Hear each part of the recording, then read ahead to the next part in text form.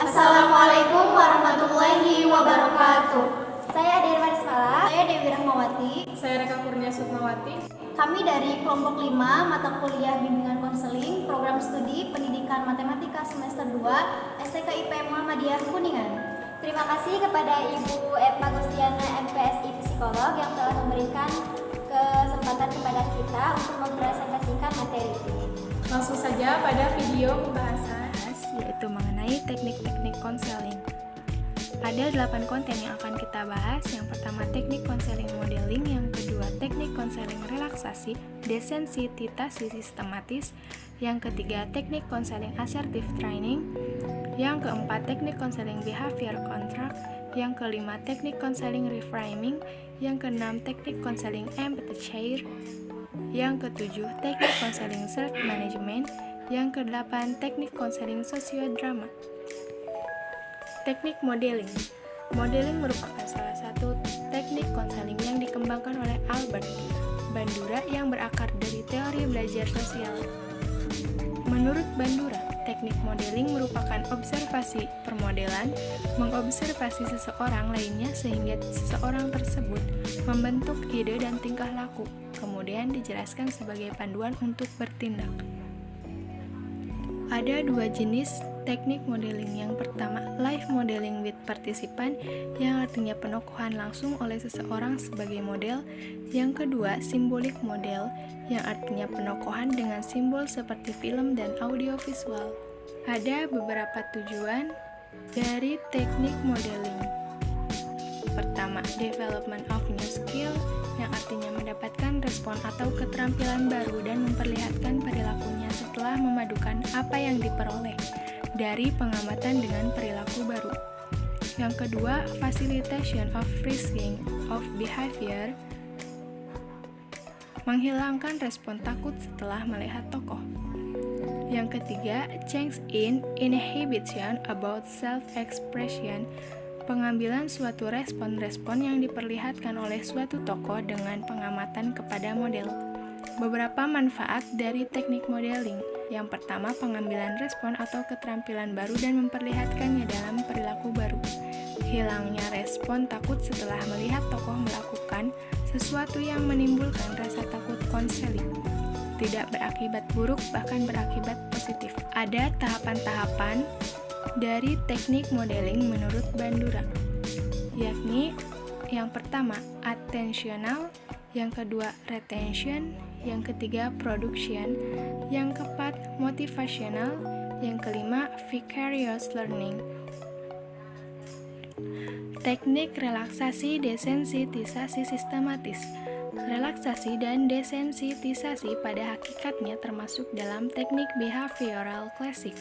Menurut pendapat Cormier dan Cormier 1985, relaksasi dapat diartikan sebagai usaha untuk mengajari seseorang untuk rileks dengan menjadikan orang itu sadar tentang perasaan-perasaan tegang dan perasaan-perasaan rileks. Kelompok-kelompok otot utama seperti tangan, muka, dan leher, dada, bahu, punggung, perut, dan kaki. Sedangkan menurut Suryani 2000, relaksasi merupakan salah satu cara untuk mengistirahatkan fungsi fisik dan mental sehingga menjadi rileks. Ada 3 jenis dari teknik relaksasi. Yang pertama, autogenic training, yaitu suatu prosedur relaksasi dengan membayangkan sensasi-sensasi yang menyenangkan pada bagian-bagian tubuh seperti kepala, dada, lengan, punggung, ibu jari kaki atau tangan, dan lain sebagainya. Sensasi-sensasi yang dibayangkan itu seperti rasa hangat, lemas atau rileks pada bagian tubuh tertentu. Juga rasa lega karena nafas yang dalam dan pelan. Yang kedua, progressive training adalah prosedur teknik relaksasi dengan melatih otot-otot yang tegang agar lebih rileks, terasa lebih lemas dan tidak kaku. Efek yang diharapkan adalah proses neurologis akan berjalan dengan lebih baik, karena ada beberapa pendapat yang melihat hubungan tegangan otot dengan kecemasan. Maka dengan mengendurkan otot-otot yang tegang, diharapkan tegangan emosi menurun dan demikian sebaliknya. Yang ketiga, meditation adalah prosedur klasik relaksasi dengan melatih konsentrasi atau perhatian pada stimulus yang monoton dan berulang. Biasanya dilakukan dengan menutup mata sambil duduk, mengambil posisi yang pasif dan berkonsentrasi dengan pernafasan yang teratur dan dalam. Terdapat latihan relaksasi yang dapat dilakukan. Yang pertama dengan cara abdominal breathing, yang kedua progressive musical relaxation, yang ketiga simultaneous contractions, yang keempat cue-controlled relaxation, yang kelima visualizing, yang keenam peaceful scans. Ada tujuan dari teknik relaksasi. Pertama, melegakan stres untuk penyakit darah tinggi, penyakit jantung, susah hendak tidur, sakit kepala disebabkan tekanan dan asma. Yang kedua, membantu orang menjadi rileks dan dengan demikian dapat memperbaiki berbagai aspek kesehatan fisik dan aspek psikologis. Yang ketiga, membantu individu untuk dapat mengontrol diri dan memfokuskan perhatian sehingga ia dapat mengambil respon yang tepat saat berada dalam situasi yang menegangkan. Manfaat dari teknik relaksasi: yang pertama, memberikan ketenangan batin bagi individu, mengurangi rasa cemas, khawatir, dan gelisah, mengurangi tekanan dan ketegangan jiwa, mengurangi tekanan darah, detak jantung jadi lebih rendah dan tidur menjadi nyenyak, memberikan ketahanan yang lebih kuat terhadap penyakit, kesehatan mental dan daya ingat menjadi lebih baik, meningkatkan daya berpikir logis, kreativitas, dan rasa optimis atau keyakinan, meningkatkan kemampuan untuk menjalin hubungan dengan orang lain, bermanfaat untuk penderita neurosis ringan, insomnia, perasaan lelah, dan tidak enak badan, mengurangi hiperaktif pada anak-anak, dapat mengontrol gagap, mengurangi merokok, mengurangi kemungkinan gangguan yang berhubungan dengan stres dan mengontrol anticipatory anxiety sebelum situasi yang menimbulkan kecemasan, seperti pada pertemuan penting, wawancara, atau sebagainya. Meningkatkan hubungan antar personal. Teknik yang ketiga yaitu teknik assertive training. Sejalan dengan pengertian di atas, menurut Corey, menyatakan bahwa asumsi dasar dari pelatihan asertivitas adalah bahwa setiap orang mempunyai hak untuk mengungkapkan perasaannya, pendapat, apa yang diyakini serta sikap terhadap orang lain dengan tetap menghormati dan menghargai hak-hak orang tersebut. Jadi dapat disimpulkan bahwa latihan asertif merupakan keterampilan mengekspresikan, mengkomunikasikan, dan menegakkan hak individu yang rasional secara tepat kepada orang lain dan dengan tetap menghormati dan menghargai hak-hak rasional orang lain.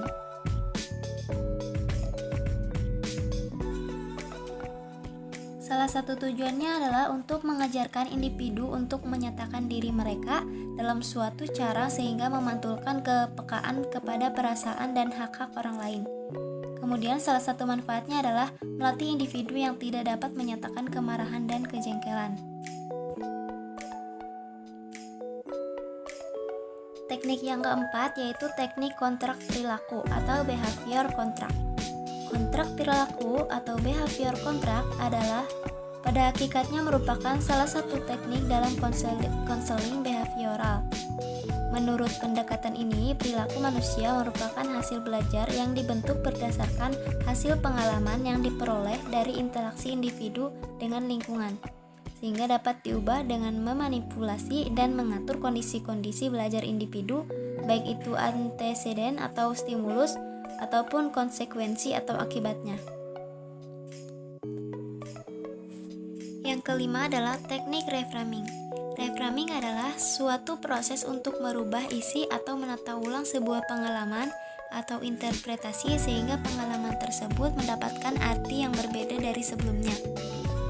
Reframing ini merupakan salah satu metode dari pendekatan konseling kognitif behavior yang bertujuan mereorganisir konten emosi yang dipikirkannya dan mengarahkan atau membingkai kembali ke arah pikiran yang rasional. Kemudian salah satu tujuannya adalah memberi cara pandang terhadap konseli dengan cara pandang yang baru dan positif. Dan salah satu manfaatnya adalah dapat mengubah kerangka berpikir konseli yang awalnya negatif menjadi positif. Jenis-jenis reframing ada dua, yaitu reframing konteks dan reframing content. Yang pertama yaitu reframing konteks. Reframing konteks adalah pemberian suatu pandangan baru atau berbeda sehingga sebuah peristiwa dapat memiliki nilai atau makna yang baru. Jenis yang kedua yaitu reframing content. Reframing content adalah pemberian suatu pandangan baru di mana dalam waktu dan kondisi yang berbeda, sebuah peristiwa yang sama dapat memiliki makna yang baru. Teknik selanjutnya yaitu teknik empathy chair. Empathy chair atau sering disebut sebagai kursi kosong merupakan salah satu teknik dan terapi Gestalt yang dikembangkan oleh tokoh Frederick Fritz Perls. Karakteristik empathy chair sebagai salah satu teknik dari pendekatan Gestalt ini mempunyai karakteristik sebagai berikut. Yang pertama, orientasi pada afektif dan tindakan. Yang kedua, menekankan pada kesadaran di sini dan sekarang. Yang ketiga, penekanan proses daripada isi. Yang keempat, menentukan keaktifan konseli dalam mengekspresikan perasaannya. Yang kelima, fokus pada permainan dialog konseli yang menggambarkan dirinya dan tuntutan dari orang lain yang penting dalam hidupnya. Yang keenam, pemusatan pada tanggung jawab konseli seberapa efektif akan keberhasilan dalam pengungkapan perasaan konseli. Teknik selanjutnya yaitu teknik self-management. Self-management merupakan salah satu teknik dalam konseli behavior yang menekankan pada kemauan dan kemampuan konseli untuk mengubah dan mengatur perilaku sendiri. Teknik yang terakhir yaitu teknik sosiodrama. Menurut Winkel, sosiodrama merupakan dramatisasi dari persoalan-persoalan yang timbul dalam pergaulan dengan orang-orang lain, termasuk konflik yang sering dialami dalam pergaulan sosial. Cukup sekian video presentasi dari kelompok kami. Kurang lebih